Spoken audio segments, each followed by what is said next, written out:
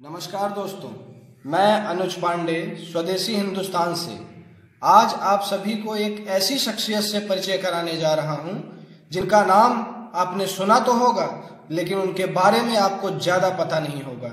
आज मैं आप सभी को उस शख्सियत से रूबरू कराऊंगा जिनका नाम है पंडित राजीव दीक्षित। तो दोस्तों, आदरणीय स्वर्गीय पंडित राजीव दीक्षित जी के परिचय में जितनी बातें कही जाए वो कम है। कुछ चंद शब्दों में उनके परिचय को बयां कर पाना असंभव है। ये बात तो उन लोगों को बहुत अच्छे से समझ सकते हैं जिन्होंने राजीव दीक्षित जी को गहराई से सुना है और गहराई से समझा है। फिर भी मैं अनुज पांडे आज आपको कुछ प्रयास कर उनके परिचय को कुछ शब्दों का रूप देने का प्रयत्न करके आपको उनका परिचय कराऊंगा। तो परिचय शुरू करने से पहले हम आपको ये बात स्पष्ट कराना चाहते हैं कि जितना परिचय राजीव भाई का हम आपको बताने का प्रयत्न करेंगे वो उनके जीवन में किए गए कार्यों का मात्र 1% से भी कम होगा। उनके पूर्ण रूप से उनके कार्यों को जानना है तो आपको उनके व्याख्यानों को सुनना पड़ेगा और उनके व्याख्यानों को भी हमने एक नया रूप देके अपने वीडियो चैनल पे लगातार डालते रहेंगे। आप वहां से भी उनके व्याख्यानों को सुन सकते हैं। तो दोस्तों, राजीव दीक्षित जी का जन्म 30 नवंबर 1967 को उत्तर प्रदेश राज्य के अलीगढ़ जनपद के नाह गांव में हुआ था। उनके पिता का नाम राधेश्याम दीक्षित था और माता का नाम मिथिलेश कुमारी था। दोस्तों, उन्होंने अपनी बैचलर ऑफ टेक्नोलॉजी बीटेक की पढ़ाई इलाहाबाद के जेके इंस्टीट्यूट से की और उसके बाद मास्टर डिग्री के लिए उन्होंने इंडियन इंस्टीट्यूट ऑफ टेक्नोलॉजी से मास्टर डिग्री की उपाधि प्राप्त की। उसके बाद राजीव भाई ने कुछ समय Bharat CSIR council of scientific and industrial research में भी काम किया। उसके बाद में उन्होंने हमारे पूर्व राष्ट्रपति डॉक्टर APJ अब्दुल कलाम के साथ भी कार्य किया था। श्री राजीव जी इलाहाबाद के जेके इंस्टीट्यूट से बीटेक करने की शिक्षा लेते समय ही आजादी बचाओ आंदोलन से जुड़ गए थे, जिनके संस्थापक श्री बनवाली लाल शर्मा जी थे, जो कि इलाहाबाद विश्वविद्यालय में ही गणित विभाग के मुख्य शिक्षक थे। इसी संस्था में राजीव भाई प्रवक्ता के पद पे कार्य करते थे। शोध के दौरान कुमार मिश्रा जी शोधकर्ता अपने विषयों पर करते रहते थे, जो कि संस्था द्वारा प्रकाशित नई आजादी उद्देश नामक पत्रिका में प्रकाशित हुआ करती थी। राजीव भाई के ओजस्वी वाणी से देश के कोने कोने में व्याख्यानों की एक विशाल श्रृंखलाबद्ध वैचारिक क्रांति आने लगी। राजीव जी ने अपने प्रवक्ता पद के दायित्वों को एक सच्चे राष्ट्रभक्त के रूप में निभाया, जो कि अतुल्य है। बचपन में ही राजीव भाई में देश की समस्याओं को जानने की गहरी रुचि रहती थी। प्रति मास 800 रुपए का खर्च उनके मैगजीनों, सभी प्रकार के अखबारों में पढ़ने में हुआ करता था। वे अभी 9वीं कक्षा में ही थे जब राजीव भाई अपनी 9वीं कक्षा में पढ़ रहे थे तो उन्होंने अपने इतिहास के अध्यापक से एक सवाल किया, जिस सवाल का जवाब उस अध्यापक ने नहीं दिया। वो सवाल ये था कि जब उन्होंने इतिहास के अपने टीचर से यह पूछा कि आप जानते हैं कि हमको इतिहास की किताबों में जो चीज पढ़ाया जाता है कि अंग्रेजों का भारत के राजा से प्रथम युद्ध 1757 में पलासी के मैदान में रॉबर्ट क्लाइव और बंगाल के नवाब सिराजुद्दीन दौला से हुआ था। उस युद्ध में रॉबर्ट क्लाइव ने सिराजुद्दीन दौला को हराया था और उसके बाद भारत गुलाम हो गया, जैसा कि हमारे इतिहास में पढ़ाया जाता है। राजीव भाई ने अपने इतिहास के अध्यापक से पूछा कि सर मुझे ये बताइए कि प्लासी के युद्ध में अंग्रेजों की तरफ से लड़ने वाले कितने सिपाही थे? तो अध्यापक कहते हैं कि मुझे नहीं मालूम। तो राजीव भाई ने फिर उनसे पूछा कि क्यों नहीं मालूम? तो कहते हैं कि मुझे किसी ने पढ़ाया नहीं, तो मैं तुमको कैसे पढ़ा दूं? तो फिर राजीव भाई ने उनसे पूछा, उनके बराबर ही एक सवाल किया कि सर आप ये बताइए कि बिना सिपाही के कोई युद्ध लड़ी जा सकती है? नहीं लड़ी जा सकती। तो फिर राजीव भाई ने पूछा कि फिर हमको ये क्यों नहीं पढ़ाया जाता है कि युद्ध में कितने सिपाही थे अंग्रेजों के पास? और दूसरी तरफ एक और सवाल पूछा कि अच्छा ये बताइए कि अंग्रेजों के पास कितने सिपाही थे और हमारे भारत के तरफ से लड़ने वाले सिराजुद्दीन दौला, जो कि हमारे हिंदुस्तान की तरफ से लड़ रहा था, उसके पास कितने सिपाही थे? तो अध्यापक ने कहा कि वो भी नहीं मालूम। तो खैर, ये सवाल जवाब तो बहुत बड़ा है और गंभीर है, इतना गंभीर कि इसमें बहुत सारा समय लग जाएगा कि भारत कैसे गुलाम हुआ, भारत मुट्ठी भर अंग्रेजों के हाथों कैसे गुलाम हो गया, ये बताने में बहुत बड़ी बात होगी। और इसकी बातों पे पूरा तरीके से चर्चा हम अपने अगले वीडियो में और अगले व्याख्यान में आपको करेंगे। तो देश की आजादी से जुड़े ऐसे सैकड़ों सवाल दिन रात राजीव भाई के दिमाग में घूमते रहते थे।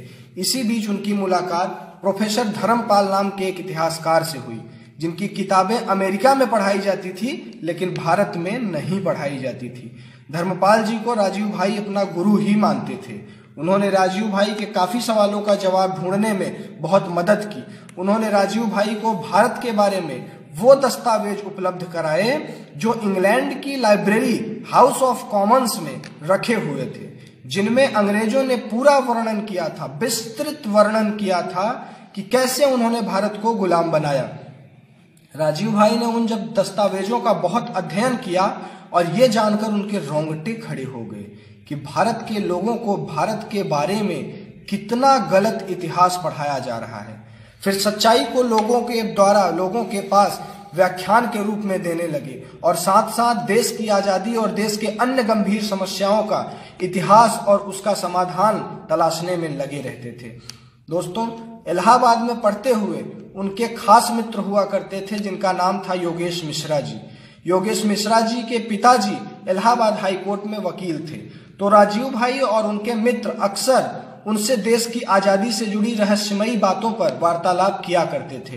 तब राजीव भाई को देश की आज़ादी के विषय में बहुत ही गंभीर जानकारी प्राप्त हुई कि 15 अगस्त 1947 को देश में कोई आज़ादी नहीं आई थी। जी हाँ, बल्कि 14 अगस्त 1947 की रात को अंग्रेज माउंटबेटन और नेहरू के बीच में समझौता हुआ था कि जिसे सत्ता का हस्तांतरण, ट्रांसफर ऑफ पावर एग्रीमेंट कहते हैं। इस समझौते के अनुसार अंग्रेज अपनी कुर्सी नेहरू को दे कर जाएंगे, लेकिन उनके द्वारा भारत को बर्बाद करने के लिए बनाए गए 34,735 कानून वैसे ही इस देश में चलेंगे।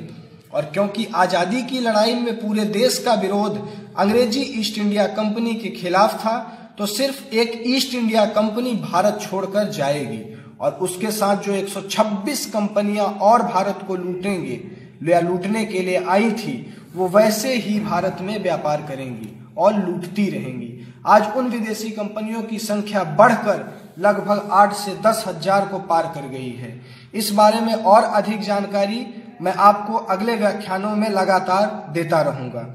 एक बात तो राजीव भाई को हमेशा परेशान करती रहती थी कि आज़ादी के बाद भी अगर भारत में अंग्रेजी कानून वैसे के वैसे ही चलेंगे और आज़ादी के बाद भी विदेशी कंपनियां भारत को वैसे ही लूटेंगी, तो आज़ादी से पहले ईस्ट इंडिया कंपनी लूटा करती थी, आज़ादी के बाद भी भारत में वैसे ही गौहत्या होगी जैसे अंग्रेजों के समय होती थी।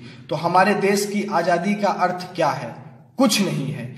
इसी तरीके से राजीव भाई ने 1984 में जब भारत में भोपाल गैस कांड हुआ था, तब राजीव भाई ने इसके पीछे के षड्यंत्र का पता लगाया और ये खुलासा किया कि ये कोई घटना नहीं थी, बल्कि अमेरिका द्वारा किया गया एक परीक्षण था, जिसकी अधिक जानकारी आपको अगले व्याख्यानों में मैं दूंगा। तब राजीव भाई यूनियन कंबाइंड कंपनी के खिलाफ, यूनियन कंबाइंड कंपनी उसके खिलाफ प्रदर्शन किया। इसी प्रकार 1956 से 1996 में टिहरी बांध के बनने के खिलाफ ऐतिहासिक मोर्चे में भाग लिया और पुलिस लाठीचार्ज में काफ़ी चोटें भी खाई। और इसी प्रकार 1999 में उन्होंने राजस्थान के कुछ गांव वासियों के साथ मिलकर एक शराब बनाने वाली कंपनी, जिसको सरकार ने लाइसेंस दिया था, भारत की सरकार ने लाइसेंस दिया था, और वो कंपनी रोज जमीन के नीचे से अधिक मात्रा में पानी निकालकर शराब बनाने वाली उस कंपनी को भी भगाया था। तो दोस्तों, आदरणीय पंडित राजीव दीक्षित के बारे में तो ऐसी बहुत सारी बातें हैं, अगर हम इस एक वीडियो में बनाने बैठेंगे तो शायद बहुत समय लग जाएगा। इसलिए हम उनके बारे में और बड़ी बातें और ज़्यादा बातें अपने आगे वीडियो में करते रहेंगे। अंत में भारत के किसी भी मीडिया चैनल ने और इतना आप जान लीजिए कि राजीव भाई के व्याख्यान इतने तर्क, इतने सटीक रहते थे कि भारत के किसी भी मीडिया चैनल ने उनको दिखाने का साहस नहीं किया, क्योंकि वह देश से जुड़े हुए ऐसे मुद्दों पर बात करते थे कि एक बार लोग सुन लें तो देश में 1857 से बड़ी क्रांति हो जाए। वह ऐसे ओजस्वी वक्ता थे जिसकी वाणी पर मां सरस्वती साक्षात निवास करती थी। जब वे बोलते थे तो श्रोता घंटों मंत्र मुग्ध होकर उनको सुना करते थे। अंत में दोस्तों, 30 नवंबर 1967 को जन्मे वो महापुरुष और 30 नवंबर 2010 को ही संसार छोड़ने वाले